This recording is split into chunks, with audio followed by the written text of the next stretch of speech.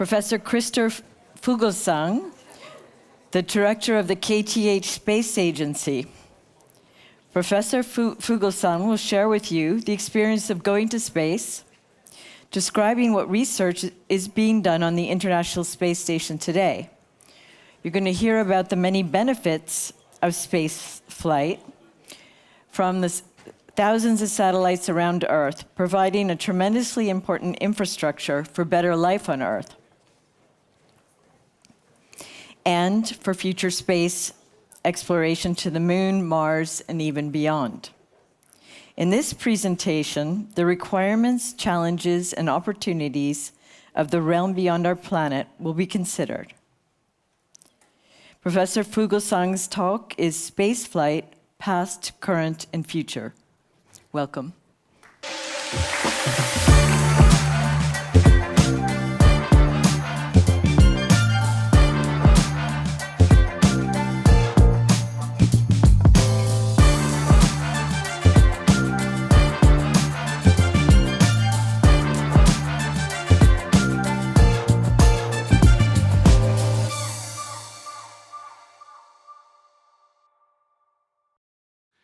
So, I was a researcher.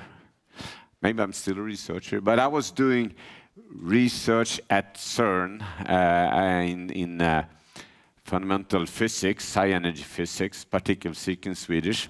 In 1990, I really loved that. And so it was a great job when one day a friend of mine mentioned, "Hey, Chris, I found a new job for you." I said, "No, I'm doing research in physics. What can be more fun?" "Well, they're looking for astronauts," he said. I thought he was joking, but the next day he gave me this ad. He cut out the newspaper. You know, this was well before the internet time, although the internet was or the web was invented at CERN in those days when I was there. But no, this was a normal job ad in the newspaper, Dagens Nyheter. The European Space Agency is looking for up to 10 astronauts. Wow. It was a chance to go to space, something which I actually had in my mind for many years at that time. But I didn't even know that there were astronauts in Europe before I saw this.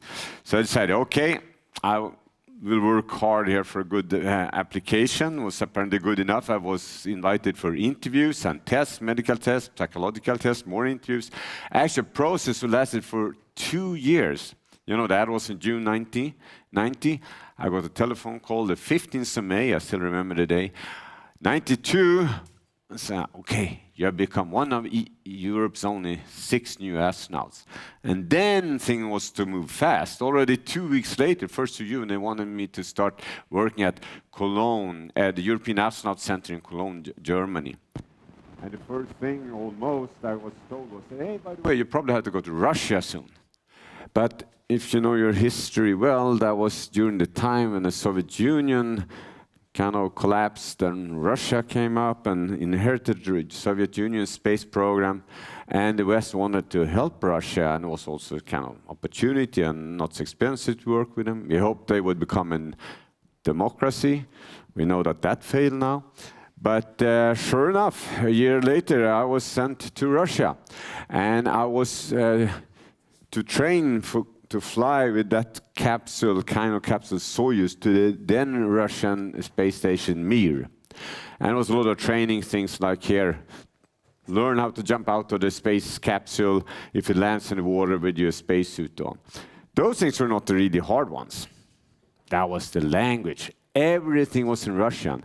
And we had no interpreters, no material which was translated. And I didn't know a word Russian when I was told to go to Russia. Well, we did get a little bit training before, but not enough. But worked hard, and eventually I learned to speak Russian. Today I speak decent Russian. You know, it's always nice when you work hard, you overcome the difficulties, and eventually it works. What was less fun was that I was not the guy who was allowed to fly with that to the space station. I was only the backup at then. And instead I was soon sent to United States, to Texas, to Houston, where NASA has its astronaut center, Johnson Space Center. And I became a member in the largest astronaut class NASA ever have had, and I can promise you ever will have also. Is this a pointer? Well, we were 44, out of 9 were foreigners. But unfortunately, as you can see, a very long line, and top left there you see me, a younger version of me, at the end of the line. So it was still a little bit wait for me to go to space. But eventually, in December 2006, I finally boarded the space shuttle Discovery. And I hope we get some sound out of this because it's more fun. 14 and a half years after I started training as an astronaut, I was finally on my way to space. And the feeling when the rocket engine starts and the boosters ignites and you know you go somewhere, hopefully all the way out to space. I think you can increase the sound for a few seconds. You can. Yeah, it is shaky. Okay, I'm going to decrease. Both psychologically and physically, but I was mainly just laughing there in my spacesuit, finally on my way to space. It's huge things, about 2,000 tons, and you can say it's around 50 million horsepower, which you can point out when someone brags about this new car with a few hundred horsepower. Unfortunately, though, this space shuttle was a fabulous vehicle, you know. I mean, it was mainly reusable. However, it was too much work between flights, so it never became cheap, although it was reusable. And it was not robust. It had 2 fatal catastrophes on 135 launches. So once one had decided to kind of, or once the International Space Station was fully assembled, then one retired the space shuttle in 2011. And our job for this mission was actually to continue building the space station. So 2 days after launch, we docked with the space station, which at that time was pretty much exactly halfway built, and had 3 people in the crew on the station. And already the following day after docking, during the first spacewalk, wonderful feeling, get outside there floating. We put the new piece, which you could see there, on the space station we had brought up with the shuttle and then put on place with the robotic arms. We used these kind of battery-driven bolt drivers to work with. Following day, we were going to retract some solar arrays, which later had to be moved, with the help of commanders from the inside. Well, that was the plan. As you can see, it didn't want to fold up together like a map, always difficult. So this became a problem which the ground control, mission controls had to try to figure out how to solve. While they were thinking down there, we were continuing working up there with what we had trained and planned for several years now. Here you can see pictures from the second spacewalk. Well, it's always nice to tell your friends and acquaintances what you're doing. And here was the live connection with Stockholm. And I did a little frisbee trick, which unfortunately I didn't want to acknowledge as a world record when I thought I was cheating, doing it in weightlessness. Instead, we got the order from ground that, hey guys, you better go out to another spacewalk and fix these solar arrays. And that was a challenge. We had not trained for this. No one really knew what the problem was when we started this spacewalk. But with the help of these really smart girls and guys who were working down in the Mission Control Center, we could all together find the solutions. We could retract the solar array. And we were happy when we left the space station. Here you can see, by the way, it's empty there in the payload bay of the shuttle. We had brought with us that part to the space station now. We still had a few things to do. A few experiments which were deployed from the shuttle. This one was going to study the remainder of gases, or rather just single atoms, which are still there on several hundred kilometers altitude above Earth. And 13 days after we left Florida, we're back there. Our commander did a perfect touchdown in the sunset 2 days before Christmas Eve, which was good he could do, because the shuttle, when it came in for landing, it was like a glider aircraft, and very clumsy as such. So you didn't have another chance to go around if you came in wrong. But at least that part always worked well for the shuttle. And indeed, this whole mission was a fabulous mission. This picture was taken by our commander from the shuttle during the first spacewalk, and it later ended up at the website for travels. And someone gave it the kind of title, Travel Picture of the Year 2006. So that's not my kind of invention there, but I can just say I agree. Someone thought it was just too good to be true, and some comments said, okay, this must be photoshopping. But I can tell you, no. It's me there to the right, to the back, so I know, to the camera, so I know this is true. And what you see below us there is New Zealand, by the way, the South Island down there. And we call it spacewalk. Well, we're not walking. We're climbing, or like in the mountains. And therefore, we also have safety tethers, as you can see there. It's not that if you would lose grip, you would not fall down, but you would just glide away from the space station and you have no way to come back. So I also want to point out that the astronauts are really just the tip of the iceberg. And it's really unfair that almost all the kind of good words just goes to the astronauts and they get all the attention. Because there are thousands of people involved in any space mission. And many of them working in the Mission Control Center, which typically looks like this one here. And they should have just as much credit. Now, though, the really funny thing with this picture here is rather the two flags there to the left side. The kind of leaders for the spacewalks, which in NASA lingo called extravehicular activities. Well, they started like Sweden, so they brought a flag down there, which is much bigger than the American flag, right? I got the second mission to space, and here I'm on my way with my second crew to the launch pad here. And like my first flight, we were 7 people in the space shuttle. The others were Americans, but it was a different crew this time. And we're coming here out of the crew quarters, where we have been living in quarantine for the last 1 week plus, to not have some bugs and stuff with us up to the space station. And here's a picture from that launch. It was midnight, exactly local time. So down to the right where the kind of track starts, that was the 28th of August 2009. And several minutes later, when someone can stop taking a photo, it's the 29th of August. This picture here shows you quite nicely the dynamics with going to space. It's not that we're going up here and crashing down. No. But in order to stay in orbit, you need a very high speed, around almost 28,000 kilometers per second, almost 28,000 kilometers per hour, which is almost 8 kilometers per second. And to get that speed, you cannot have air resistance. You have to be above the atmosphere, and that's why we go high up. We say the space starts at 100 kilometers altitude. Well, there's still a little bit too much remainers of atmosphere there, so you want to go to several hundred kilometers altitude. And then you can really start to accelerate and get the speed. And it takes some time, and we follow the Earth, and Earth is round, right? That's what you see there, basically.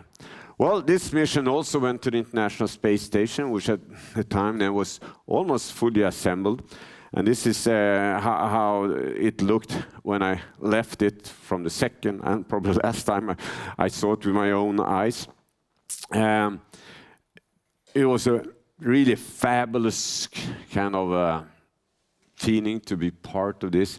I was so glad and proud to be able to build this thing here. This is the step towards future space endeavor. But when I was there, I had already a long time before that, I told my bosses that, okay, this is it for you. Sweden didn't pay much at the time. So I know I will not come back, but it's really an amazing thing which has been put together in space like a huge Lego. Piece by piece. Well, the first piece was brought up already in 1998, late 98, and then 2 years later, 1st November 2000. It was big enough to have a permanent crew, and it has had that ever since. So for 23 and a half years, that's probably longer than most of you have lived, there have been people living continuously on this space station. Typically, the people that are crewed there, they stay there for half a year at a time. And the reason it's half a year is that they have always a vehicle with them, a capsule, which they can jump into, come back. And these vehicles are certified for 6 months in space, so you don't want to waste them. In the beginning, we were normal 3 people. Now it's normal 7 people, and they have 1 Russian and 1 American rescue vehicle. The American can take 4 people. So that's big. That's a little bit over 100 meters wide and about 80 meters long. And we have built this space station because we want to learn how it is to build and live in space, prepare for future exploration, but it also offers unique possibilities for science. Well, there's the views there, both upwards and downwards, but in particular, it's the weightlessness, the long-term weightlessness, which offers unique possibilities for research, which you just cannot do here on ground. So it's all from physics to biology to medicine. Just to give an example, you see the 2 lights pictures there to the left. Everyone knows how a candle looks here on Earth. Looks like that because warm air is lighter than cold air, so the air goes upwards when it burns. And you have to get new air coming in on the sides, and you get an air circulation and convection. And you get fresh oxygen. Well, in weightlessness, it doesn't matter that the warm air is light. It doesn't go in a particular direction anyhow. So it just diffuses out. You don't get as much oxygen coming in, so it can also get a different color. And biology, we study everything from simple cells, actually. Even the gene is kind of how they express themselves is different in microgravity. We don't really understand why, but that we have noticed. And we study up to animals, and we study humans. Astronauts are really guinea pigs up there. So much happens to our human bodies in weightlessness in particular. Most of them negative things. Probably not healthy to go a long time to space, but it's pretty fun. So, it's fun. So, I mean, your muscles, your bones deteriorate, get weaker. Your immune system gets weakened. People come back with vision problem, deteriorated vision. We don't really understand why. And all these things we need to learn and try to find countermeasures. And therefore, there's a lot of experiments going. We even study how people perceive things by taking EEGs in space. That's also different. But it's not only that we need to find countermeasures. Also here we learn new things of our human bodies because we study the bodies in new conditions, and this gives new information which we also can use later to help people with medical problems on ground. Yeah, I also want to show another picture here which shows you something happens to your body in space. Me there to the left, just before the launch of my second flight, I started to get a little bit older. I started to get wrinkles in my eyes, in my face. And then a few days later, I'm in space, and you see I look much younger and beautiful. The wrinkles gone away.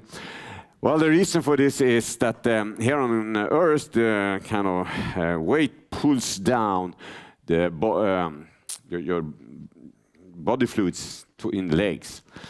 But that doesn't happen in weightlessness. So body fluid shift happens. It goes up towards your head. So you get more tiny legs and you get more fluffy in your face. And although if it looks nice, it doesn't feel nice. It can feel like you have some cold or something like that. But anyhow, that goes away as soon as you get back and you look old again. So, a few things about living in space, which is very different.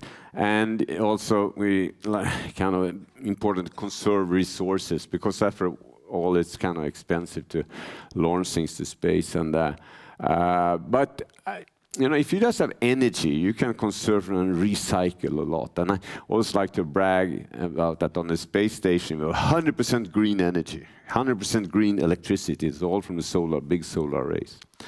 Now, living in space is particularly due to the weightlessness makes it so different. Now, I should try to tell you what weightlessness really is, because that's often misunderstood. Weightlessness is not absence of gravity, not absence of the gravitational force. If there was no gravitational force, the space station would not go in an orbit around Earth, it would just go away, right? Now it's when nothing kind of counteracts the gravitational force, then you get weightlessness. It's the counteract that gives you weight. So, you want to be weightless for a while? Do it like that, you know. You're a little jump there. You're weightlessness for tenths of a second. But there's no use if you jump out on an airplane, because you will very soon get a speed which is so high that the air resistance exactly balance out the G-force from the Earth. So then you're not in weightlessness anymore. But not even my students at the Royal Institute of Technology in the fourth grade always, fourth year, they always give me the right answer when I ask them about weightlessness. So. But think about that. So one problem with the weightlessness is that water doesn't fall down. So you don't have a shower up there. So it's a cheap hotel. But what you do, well, you can take a little towel, put some water on it, and then you clean yourself. That's how you do it. And if you're on a shuttle, we had many of these towels. When you brush your teeth, you can spit out the roof sprays there and throw that away. Another thing, as I mentioned, people on the space station, they live there for half a year. You may need to cut your hair. Well, then you have to think about that the hair won't fall down on the floor. It will just, you know, float out in the cabin. So what do you do then? Here you see Tim and Nicole cutting the hair on Roman, and they're connected a hose from vacuum cleaner to the scissors to kind of collect the things. So all these things makes it kind of complicated to live in weightlessness, but it's fun also. Now, exercise is always important, and I hope you do your, you go do your exercise regularly. But it's really crucial to do it regularly in weightlessness, because your muscles and your bones, they don't get any normal stress, which you get here. So they weakens very quickly. And that's not a problem in space, because, it happens because you don't need it there. But you will be a wreck if you don't keep in shape while you're up there when you get back. So on their daily schedule, working schedule, the astronauts up there, they have twice a day physical exercise. And there are various machines for that, like a thread mill, but you have to connect the harness so you don't float away when you run. That up to the right there, that's for strength training. There's no use to use weights and weightlessness for that. So this machine kind of gives the same resistance as you would normally get from lifting weights. And after that got to the station, after a while, people come back in better shape, actually. The bones are somewhat better. Down right, there you see me at the little ergometer which we had on the shuttle. Even there, although it was only 2 weeks, we got opportunities to work out. But we didn't have it on schedule twice every day. Well, the food, here you can see a little bit how we eat. And there's no particular food. It is the usual stuff: meat, fish, pasta, etc., vegetables. But you cannot prepare it. You cannot boil or fry food. You cannot put on a plate. It has to be conserved in a way that it can last for many months, maybe up to a year, without having to be in the fridge, because we don't have a fridge for food to kind of save some electricity. So it's kind of, some food is vacuum kind of dried, like this one there, and then you can push some water in there, which can be somewhat warm. You get somewhat warm, you let it absorb for some minutes, and then you cut open and eat straight out it. So it's a bit special up there when it comes to eating. And I thought it was boring after 2 weeks, just managing what they think after 6 months. But you can, of course, play with your food in different ways. You're not supposed to do that, but many of you maybe have seen this. If you want to drink something, you fill a bag with water from a suspender and dispenser, and that in that bag can be some powder which gives it some taste. But this is alternative way to give it space. And if you like physics, you can see some funny physics phenomena here also. These are normally has the shape of cars, but I had a special edition with me. I want to become a submarine. And here now I simulate a black hole taking a water plant.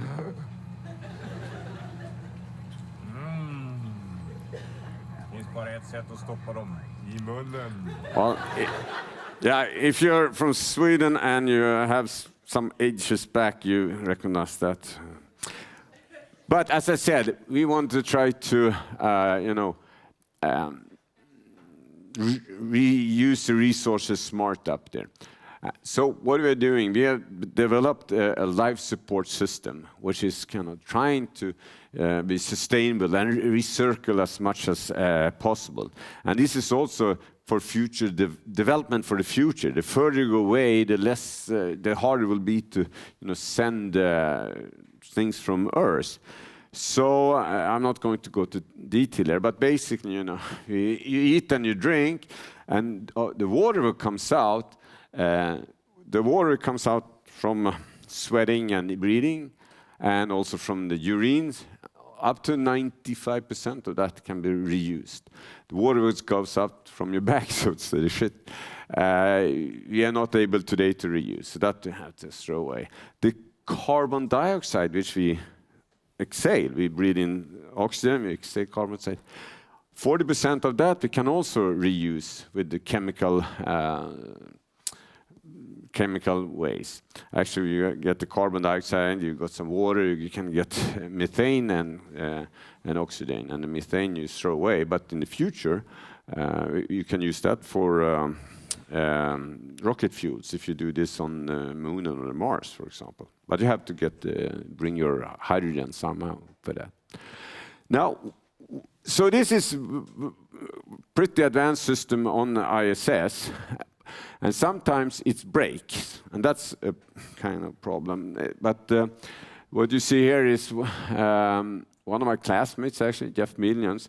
He had to repair the urine recovery system. Well, he doesn't look so unhappy there anyhow. But now, if this breaks on ISS, it's not a really big problem. I mean, we can get spare parts up fairly soon.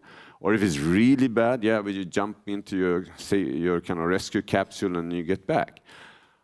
However, in the future, when we go into Mars, these things has to work or be able to be repairable.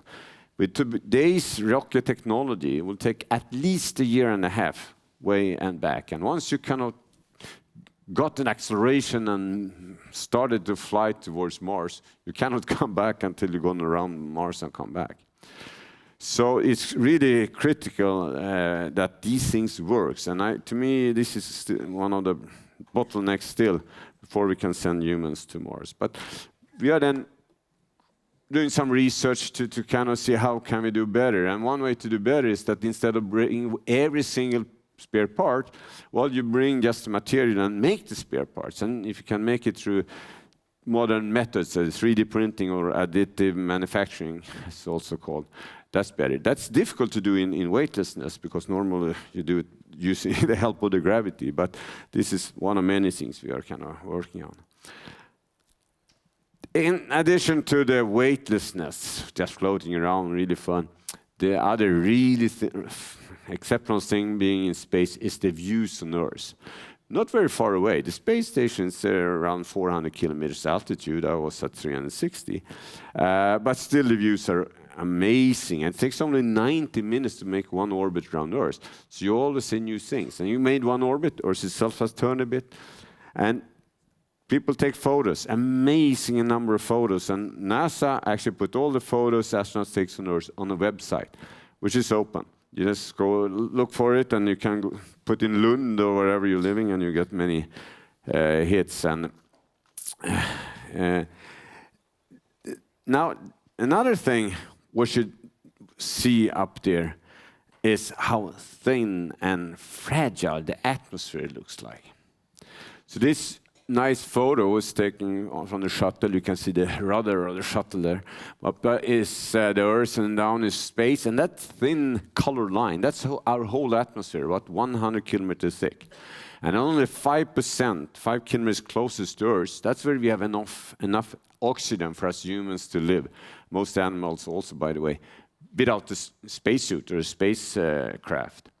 And we have to be careful about this. We were very careful about our atmosphere on the space station or the shuttle. We wouldn't have much time if things were going wrong with it there. We have more time here on Earth, but we know we are kind of fiddling a bit with this atmosphere, and we need to be very careful. And we need to work and solve this together. You don't see borders from space, by the way.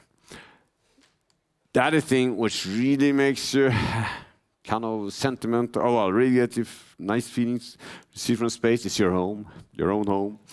That's where I live, in Stockholm. This beautiful picture of Scandinavia, I cannot brag, I took it myself. It was taken a few years later from the International Space Station, another of my classmates, Scott Kelly. And he was lucky. I did see Stockholm from space, but not as good as this one. I mean, he was lucky because no cloud over all of Scandinavia, and in addition, he got the aurora there in the background.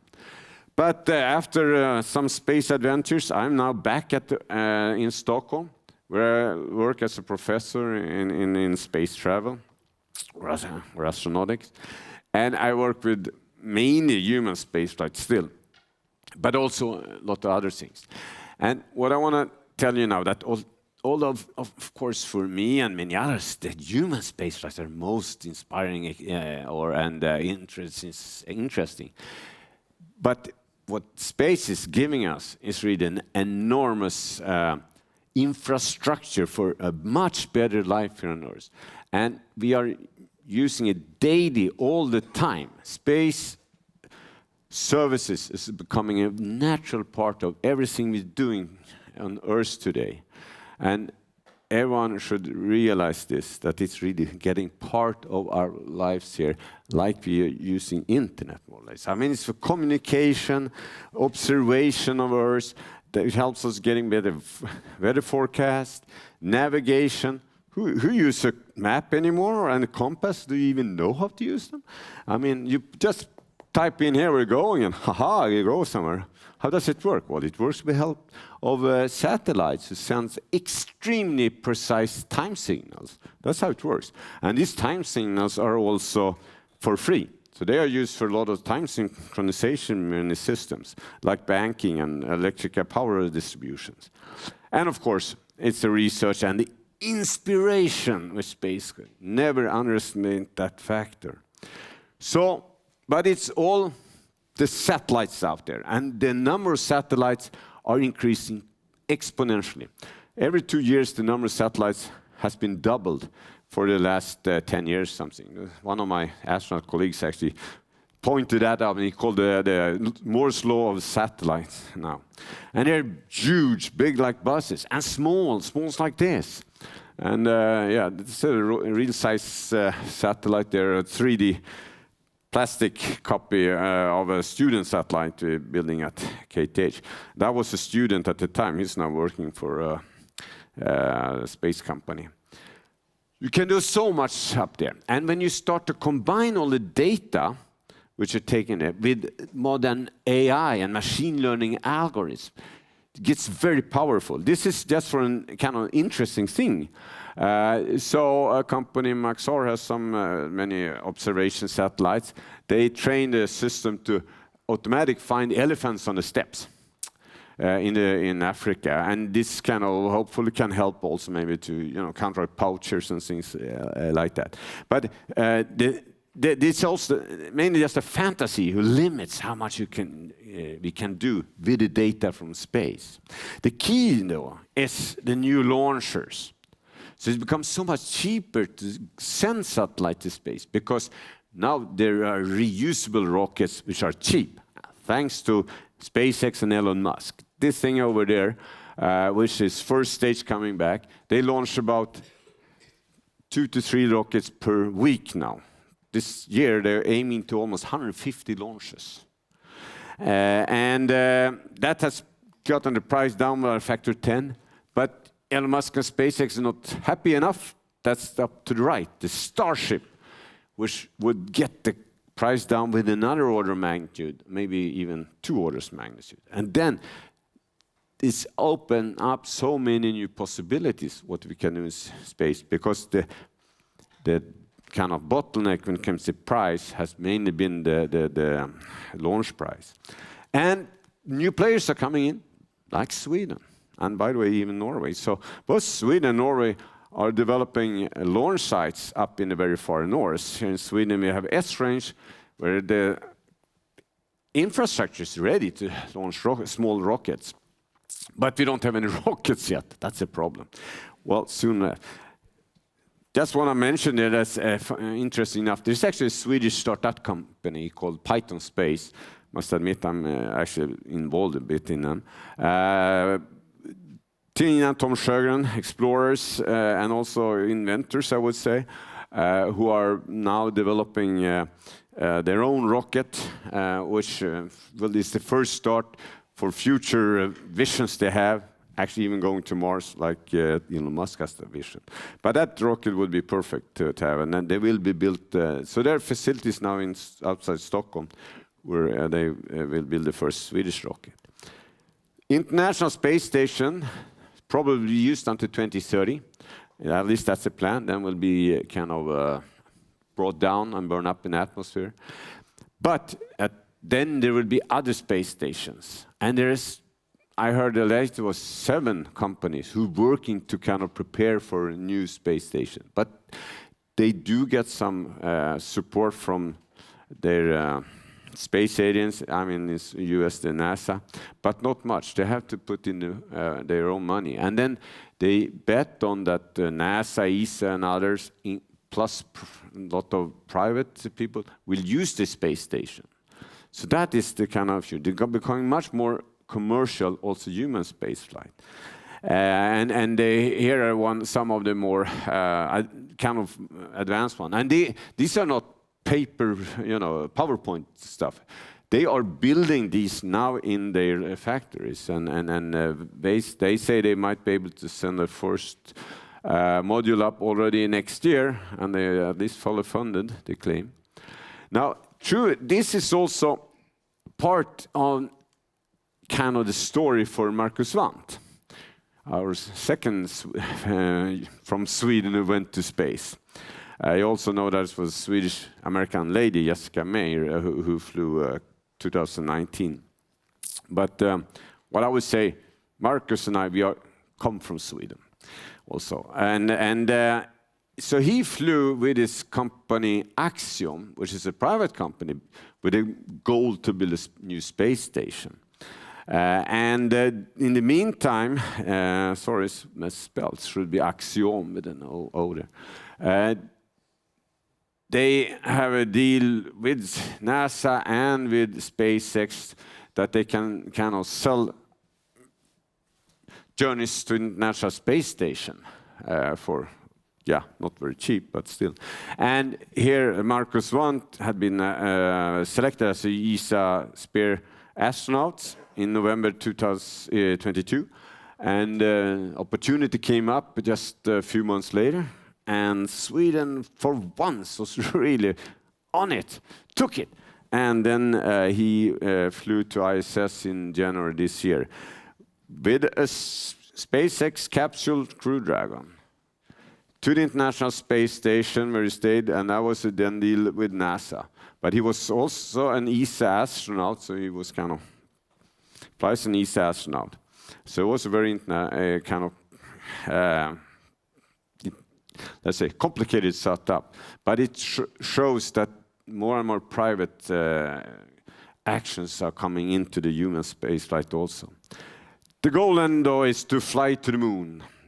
Now, well, that's the next goal, in addition to these things. But NASA has a program called Artemis. Artemis was a sister of Apollo in the Greek mythology. And with a goal to put the first woman and the first non-white human on the moon. I'm not putting a year there because that I don't really believe in. It was 24 and 25 and now 26, let's say 28 maybe. But it's more than just what it was in the Apollo program. It was basically to put the American flag there by a human. It was a geopolitical game. It's still a geopolitical game, but it's much more than that this time. And it's to stay around the moon and have infrastructure there on the moon. And it's not only space agencies and government money. No, also here is a lot of private. Maybe you heard there's been private landers going to the moon. So hopefully we will see within 4 years at least next human on the moon. And it's not only an American-led program. I mean, East Sweden is part of that, but there's also a Chinese competing program, let's say. Chinese said they will land Chinese there in 2030. Artemis is also saying that it's explicitly preparing for going to the Mars. When? No time schedule set. If NASA doesn't get more money, it will not be in the 2030s via NASA. Might be 2030s via SpaceX. So SpaceX is developing its huge Starship to be able to send people to Mars. And you see down there left, that is the Starships. And a vision with a future colony on Mars, which is actually the vision this company and Elon Musk has. So trying to summarize, it's a lot of things happening in space. And more non-space company, non-space entity realize here is a new economy. Here is the future for economy. So 2 years ago, City Global came out and said, well, we believe the space economy will reach $1 billion in 2040. Well, just a month ago, or this month, McKinsey came in a report and said, oh, well, it'll be 1.8 trillion by 2038 already. This is, and it will, McKinsey expects the space economy to kind of grow about twice the speed as the GDP in general. And there's also new things. These reports, at least the city, which I read, they are also talking about mining astronauts. That will be something which will be done eventually, and learn and get them much money. And I think it was someone at least of these bigger economy magazines predict that the first dollar trillionaire will be the one who can start to do mine asteroids. Other possibilities, and this is where I'm doing some research now, more theoretical though, but it's that you could actually start to think of, if we cannot get down the temperature increase on Earth through taking care of getting down enough of the carbon dioxide we throws out, or actually the climate sensitivity is higher than we think, well, you could think of putting kind of sunshades in space between the Earth and the sun. And if you put enough, order of 0.5% to 1%, you can decrease the temperature on Earth with 1 centigrade, which might be enough, actually. That is not a completely new idea, but it's not been considered possible. But now with these new launchers, we get down the launch cost so much. I think it's not impossible. I believe it's cheaper than the cost in society if the temperature actually starts to, go up for another degree. And if you want to have something really inspirational, look at this kind of vision talk by Jeff Bezos, the founder of the Blue Origin space company. He also have a company called Amazon, but that's kind of a very, which he kind of envisions, a city like that in space. So I guess I did talk for 14 minutes, but I don't mind to take questions until as long as you want. Okay. We'll take questions here till about a little past 1:30 because we have to set up for the afternoon talks. But maybe start with Dr. Venter right here. So I've talked to a lot of astronauts that get brain fog and feel they lower their IQ substantially, but it's not. Do you suffer that? No, I don't notice that. I don't know if you heard the question. It was about that many astronauts feel stupid when you get to space. And that's something which kind of, we talk about, you get stupid when you get to space. If it's a new environment, if it's whatever, it's hard to say. But it's a completely new environment with the weightlessness and you don't have references and all that. So I don't think anyone has done qualitative studies on that. Would be interesting. Does it last or does it gradually go away? Well, I didn't really feel stupid, so I don't know. As I said, it would be interesting to do some research on that. Okay. Do we have any other questions here? Bent, I know you have some questions about solar flight and... No? About using solar for improving flight? No? Oh, a question back there. Yeah. I wondered, how was it feel to feel gravity for after having spacelessness, just to feel gravity for the first time? So when you come back, although my flight was only about 2 weeks, my flights, you feel very heavy. And one other kind of thing which happens is that your balance system, vestibular system, doesn't get its normal signals. So your balance system is untrained. You kind of walk a bit wobbly for a couple of days. Go slow away, of course, after a couple of days. And there are several effects, and those are much more severe the longer you've been up. And to recover, the medical doctors say, well, it takes 1 day on Earth for every day in space to fully recover. What I felt myself, and I see others, it feels like more than maybe half of that. But still, if you're up for 6 months, you need at least 3 months to recover. Okay, next question, please. Hi, my name is Louise, and I'm studying biology here at Lund University. And I was wondering if you have any advice on how to get into the field of working with space or in space. Well, continue with biology, and I don't know if you have some courses which can take you there, but I don't think you need to take particular courses here. Look into the research which is done for biology related to space. ESA is doing some, and try to get connected that way. And if you even want to go to space, you could even that happen. Jessica Meir is a biologist in the background. Thank you. Okay. Yeah, I'm wondering about physical effects weightlessness has. So, for example, did you have the same thinking capability in space as on Earth? Well, yeah, that was the question.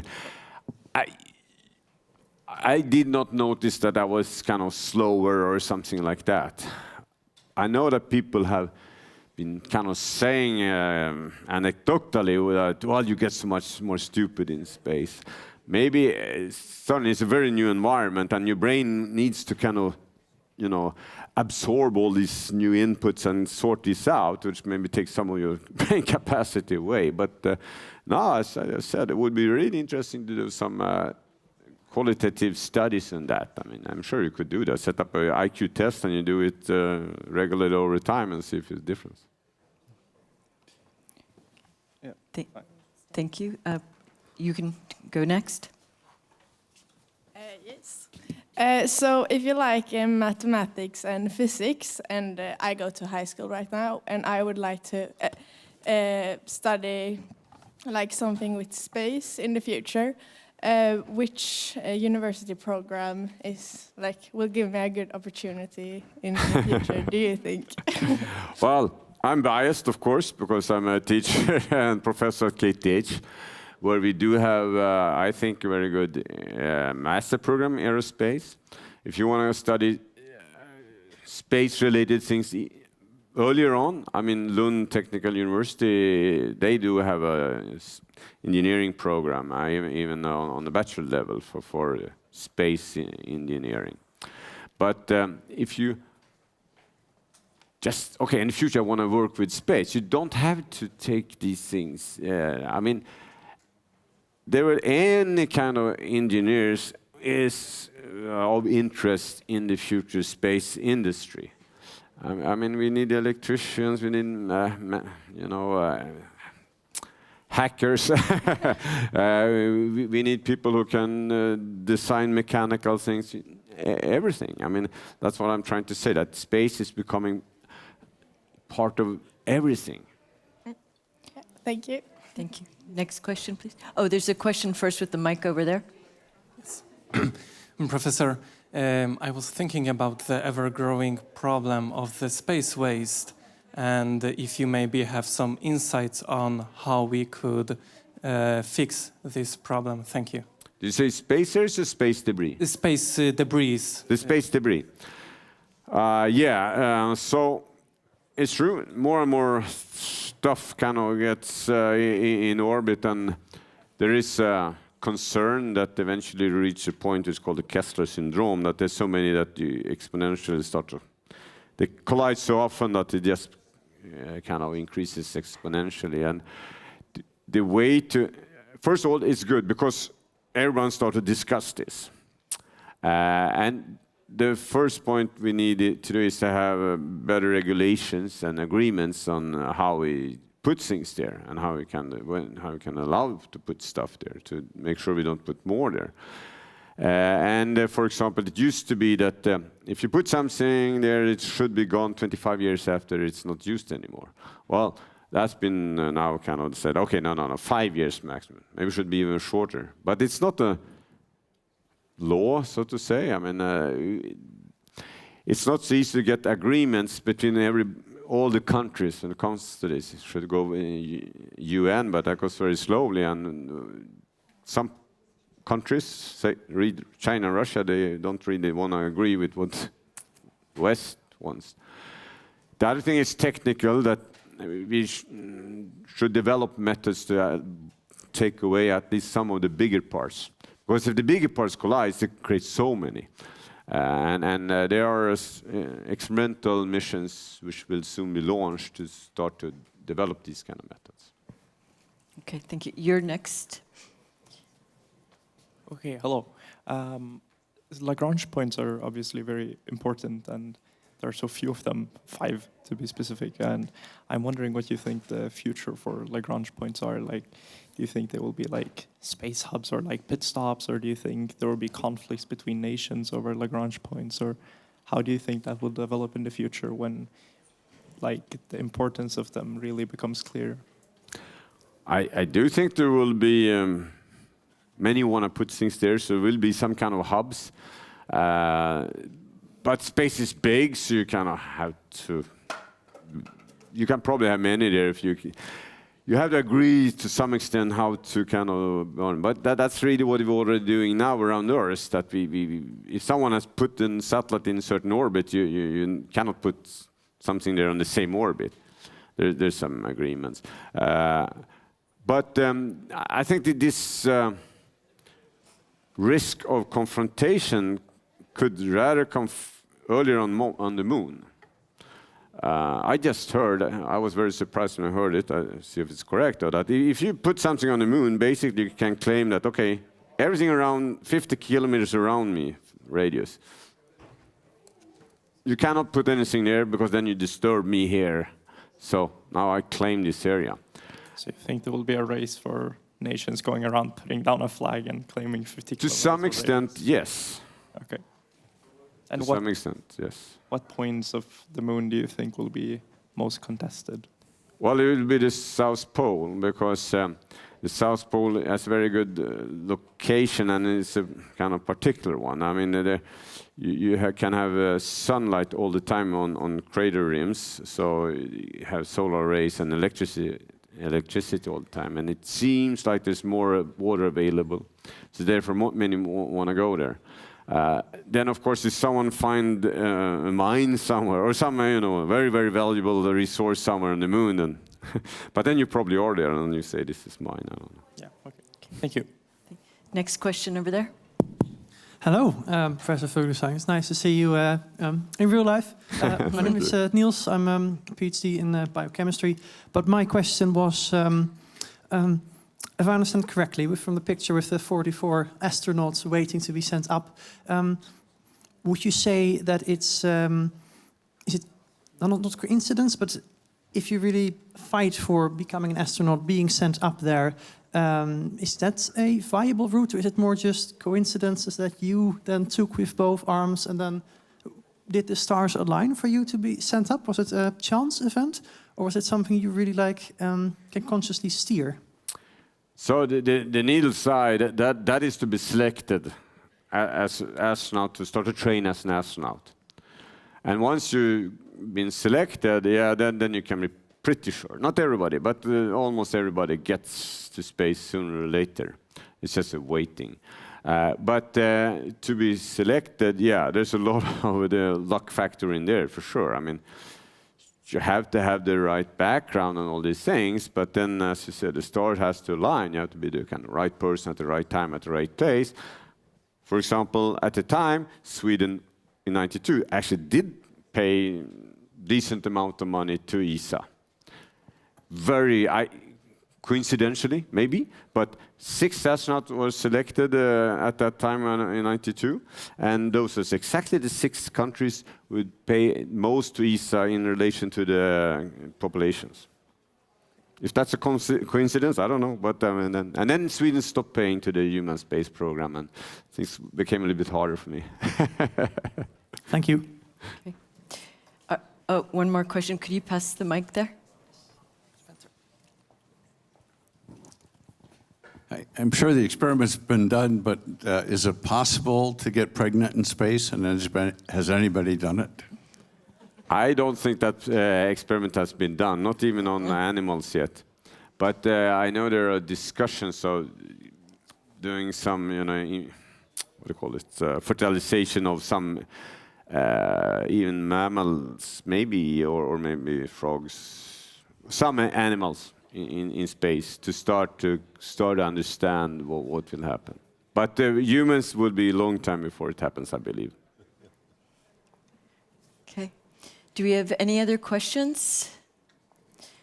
All right, then what I'm going to do is we'll go outside with Professor Fuglesang, and let's please say thank you for a wonderful presentation.